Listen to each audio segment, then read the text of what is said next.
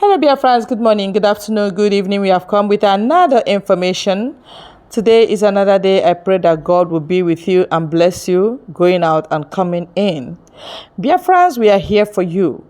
And if you are there for us, why don't you share and hit the subscribe and like button for us?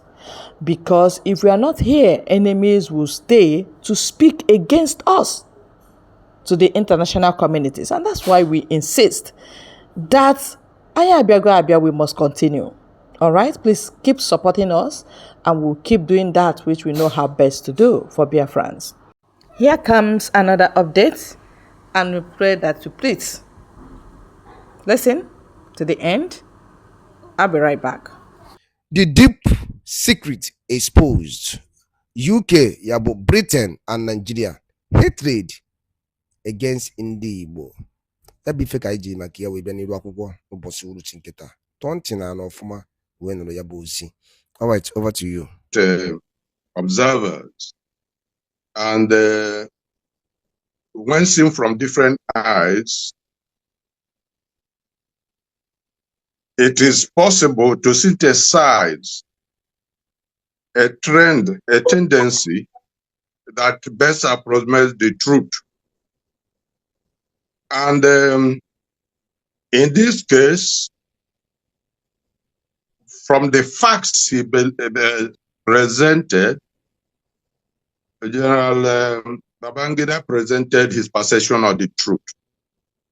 But the key thing is to look at the facts he presented, because truth has different way of being perceived by different cultures. In fact, among the Igbo, we talk of Igbo truth, which is what really happened.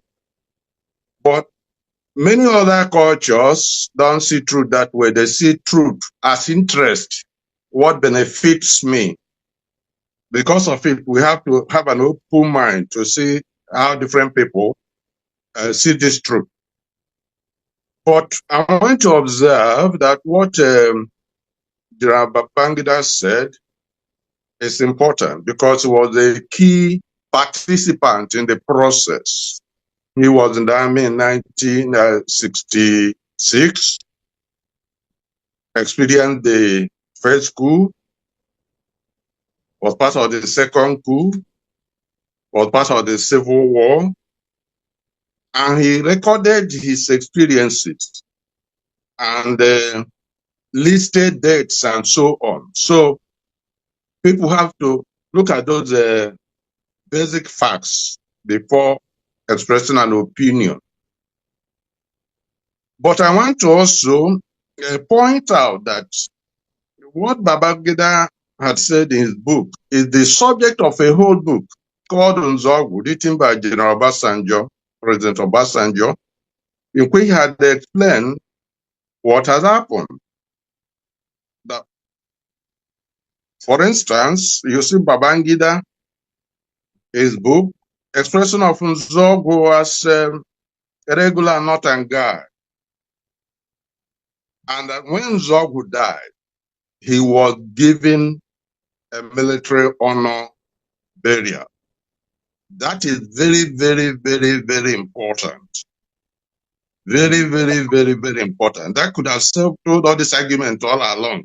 If people take note that when Nzogu died in the northern front, Nsukka front, populated at that time by the 1st Division of the Nigerian Army, made up of core northerners, and they took his corpse and gave him an honorable military burial. They didn't bury him as an enemy. It is very, very, very important. People ignore that fact all along.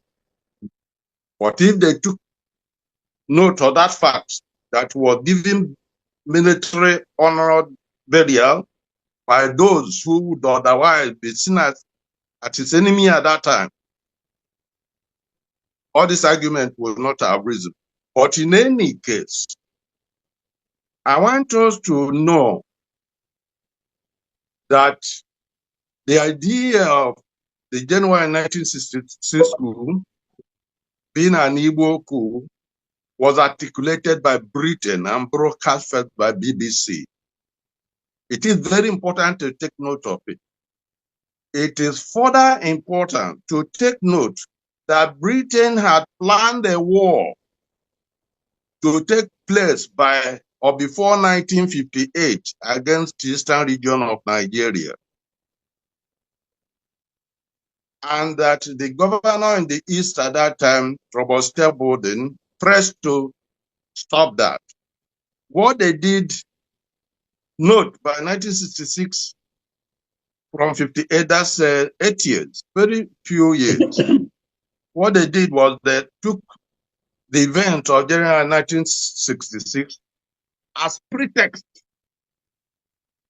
to activate a war they had planned against the Igbo and against Eastern Nigeria. In fact, when I say against Eastern Nigeria, that against the Igbo and the Bibio, who from the slave era, they had marked out as unmanageably rebellious. Why would they plan that war? They planned the war because by 1929, the women in the East had uprisen and disrupted their whole program of indirect rule using artificial foreign chiefs.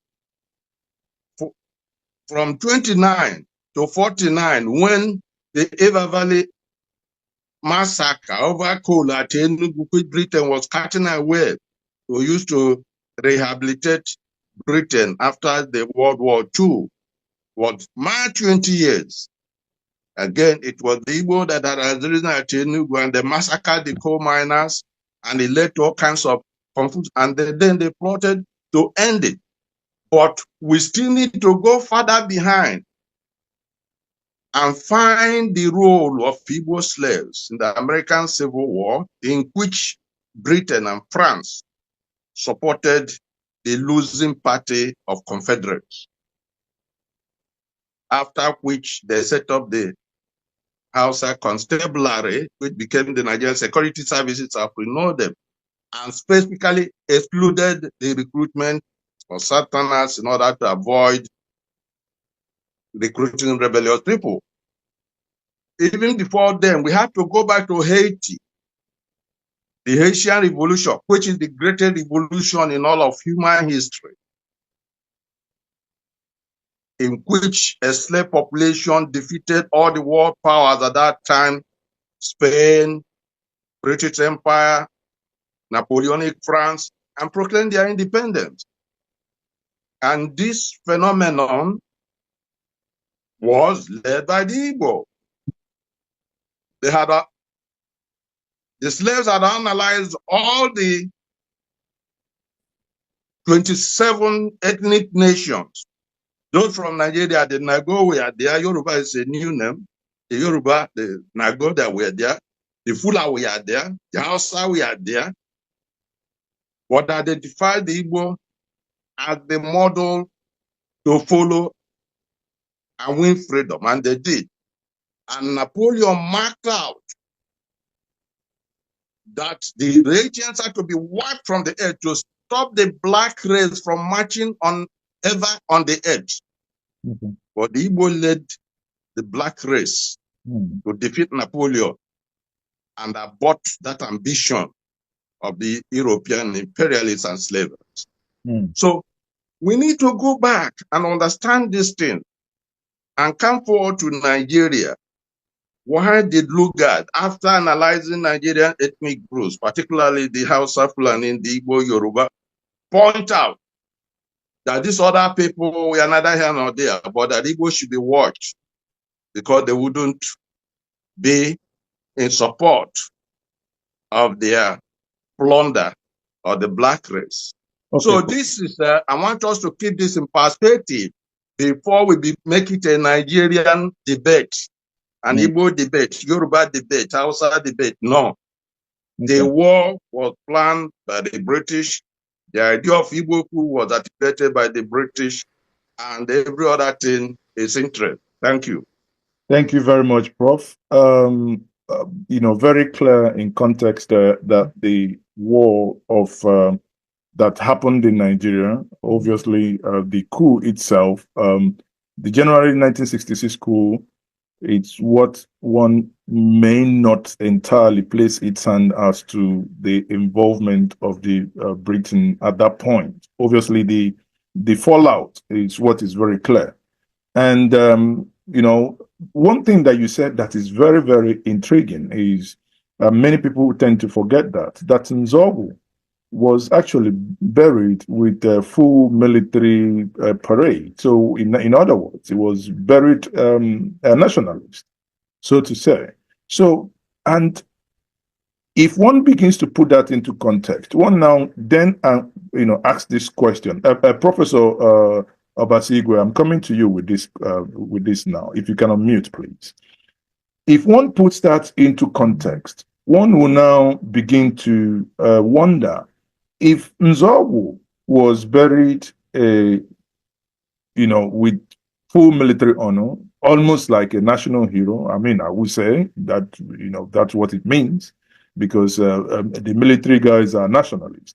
If Nzogu had done that, if the Nigerian state had done that to Nzogu, Obasigwe, my question then is, at what point do you think the whole thing basically changed?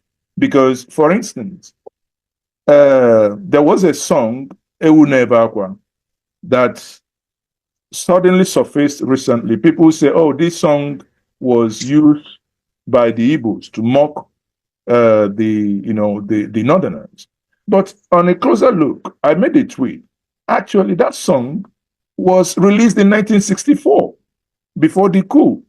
That song was sung, was a song by someone who was not Igbo, by from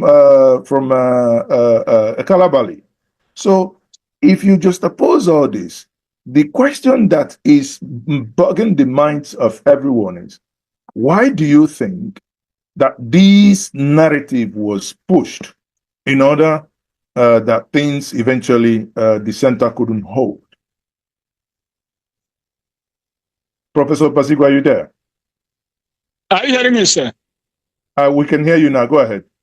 Okay. I'll be speaking while managing my electricity. First of all, I'll go direct to the point. And I thank my TV Amazezoke for all your efforts. I also thank you for the elucidations. The point I'm going directly to is the 10 trillion naira request by whoever, so that we don't forget the main object of this Friday retreat or so. Nobody authorized anyone to seek 10 trillion naira as restitution or compensation for the Igbo. And nobody is authorized to make such demand on other than what the Igbo had said in the 2014 National Conference, in the 1990s Abacha Conference, in the Oputa panel. The Igbo, the present Nigeria, is developed by the Igbo nation. The resources that develop the Nigerian nation, the trillions and degree, built Sokoto, built Lagos, built everywhere. The trillions came from Igbo land, and those adjacent to Igbo land, from the east entirely. And these trillions were taken out by force, without any effort to also build any part of Igbo land. And how can an Igbo person go and demand 10 trillion naira for the sake of restitution when we are now hearing that 16 to 20 trillion naira is just being invested in building a road?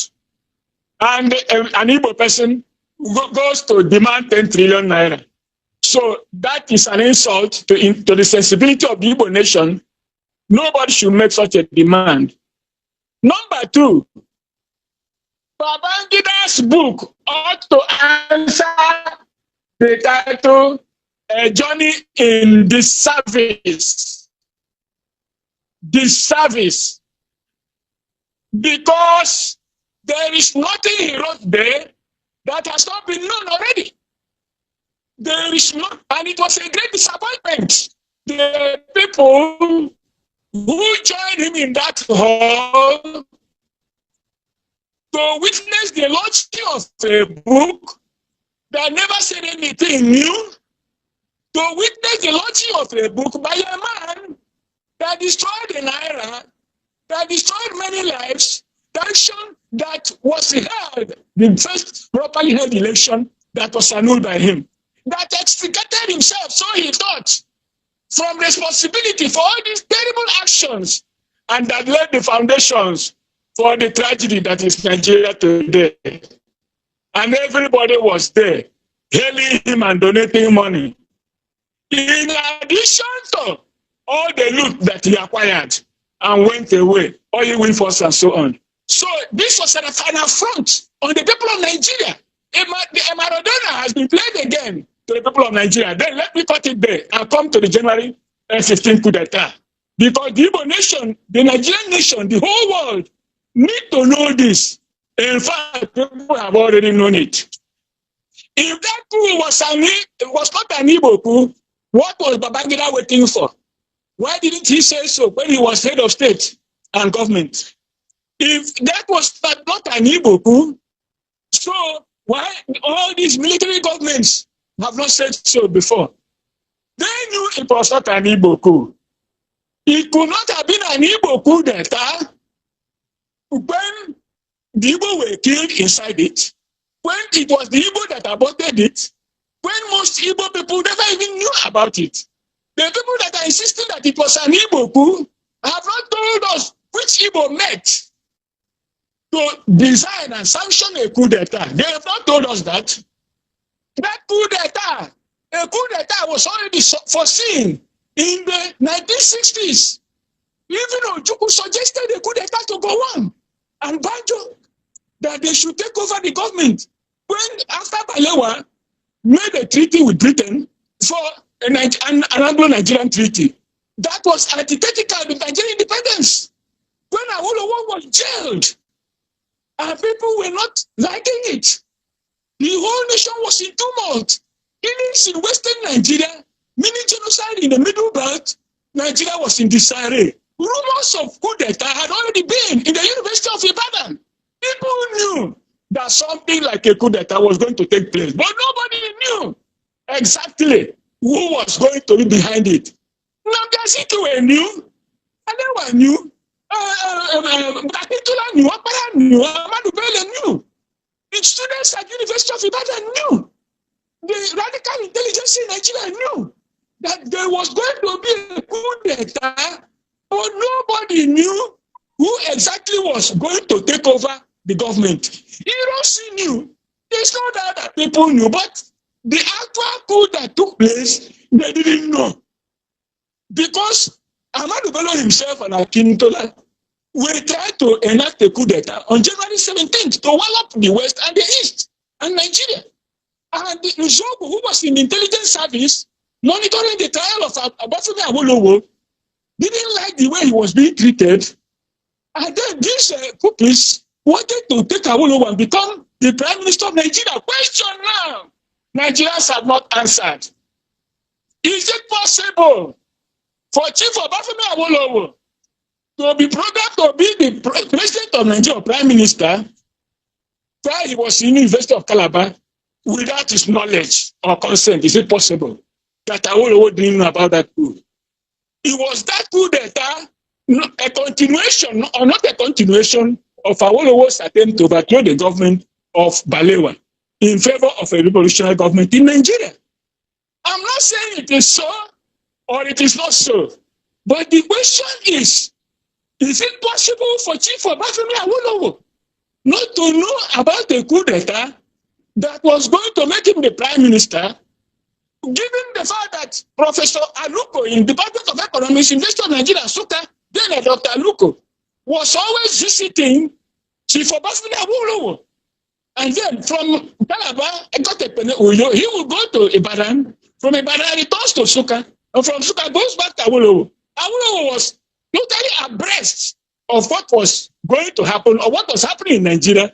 At least he was not kept in the dark. And Okpara was always paying him through him, treating him as a dignified Nigerian that he deserved. So the question now is it possible that Chief Awo didn't have any knowledge of that coup? I'm not saying that he did or that he didn't, but I'm a social scientist and we deal with probabilities plus minus a certain margin of error. Then secondly, they say it's an Igbo coup because Ironsi did not punish Nzogu and the coupists. That is also a falsification of history. First of all, Ironsi breached the agreement with Nzogu. When Nzogu arrived from Kaduna to Lagos, he went and jailed him, pursued him with machine guns. That wasn't the agreement he reached with Nzogu. If Ironsi was part of that coup d'etat, why did he imprison Nzogu? Why didn't any of the coupists expose Ironsi's duplicity? And how could Ironsi have punished the coup when a committee has been set up on to be the chairman of that committee to investigate about that coup d'etat, the people involved and the circumstances, after which, if the Supreme Military Council goes and approves the recommendations, a military tribunal or court martial will be set up. How could Ironsi have punished the coupists when the one had not submitted the report of the Supreme Military Council that said until now, God has not submitted that report? Ironsi had not even executed Atakaboro, who was found guilty of treason. But those who are blaming Ironsi for not punishing the coupists simply know that they are not telling the truth, because there is no way Ironsi could have punished the coupists at that point in time when the ones report had not come out. When the Supreme Military Council had not gone through the report, even of that of Atakaboro. So then that is on. So, the question of whether it is an Igbo coup, no, the Igbo had no hand in it. In fact, at the moment of that coup, why were there certain transfers in the army? Certain people in the army were reposted to several places. Were they done by the Igbo? So what I'm trying to say is that what Babangida said made no meaning. Those people who are saying that he read a wonderful book, it's not true, because there is nothing there that has not been known before, that the Igbo played no part except the military among them that played a part, not as Igbo, but as Nigerian people. People also have not come to the fact of the achievements of that revolution. Nobody likes killing. Hello? Nobody likes bloodshed. I'm coming, sir. I'm coming, sir. Nobody is approving of killing. Yes, I can hear him. Go ahead.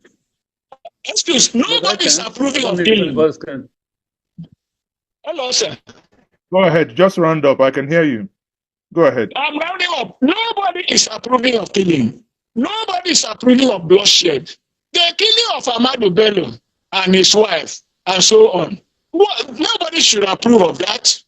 Neither anybody should approve of the killings in the West or in the Middle Belt. The question is now that when Babangida has said it's not an Igbo coup, and some people are saying that he said it was an Igbo coup, it was only a matter of interpretation. Yes, Nigeria is in a stage of reinterpreting histories, empirical situations. Now that Babangida has said it's not an Igbo coup, which means the military had known, rulers of Nigeria had known, it was not an Igbo coup. Igbo never conspired. And now, what are they to do now? They impose economic blockade against the Igbo, close the Igbo ports of Port Harcourt, Bonny and Opobo and eastern ports. Will they now lift the economic blockade? now that they know it wasn't an Igbo coup. Okay. We then now begin a process of compensating the Igbo, of apology, of erecting a memorial to say, Igbo, we are sorry. Okay. All these killings that are happening in Igbo land, Igbo youths are being arrested unfairly. Thousands of millions of Igbo people are in Asia, Asian jails. Is there a government in Nigeria that can now recall them? Can they now release Martin Nambikano and say, okay, this thing you were saying, we've understood it. You've given feeling to the necessity for restructuring Nigeria for the benefit of everyone. Igbo are ready to begin the process of rebuilding Nigeria. Now they know the Igbo people are not capable. Will this collective punishment come to an end? So all this grammar we are speaking, somebody said that it wasn't that it was Babangida said it's not an Igbo, it's an Igbo, and so on. But the main point is Babangida specifically said it was not an it wasn't an Igbo coup. So what is to be done now that we are right at this stage? Hold on. And I'm advising all Igbo people, they should stop this 10 trillion naira demand and all 10 trillion naira demand. What Igbo now need is lifting the economic blockade of the East, re-triggering an eastern pole of development, re-triggering it, and a regional form of government that gives the Igbo self-determination within one Nigeria. Thank you very much. So that the Igbo can develop on their own, Yoruba on their own, Hausa and so on their own, within the same Nigeria. So now that we now know it's not an Igbo coup. Thank you very much. Thank you very much, sir.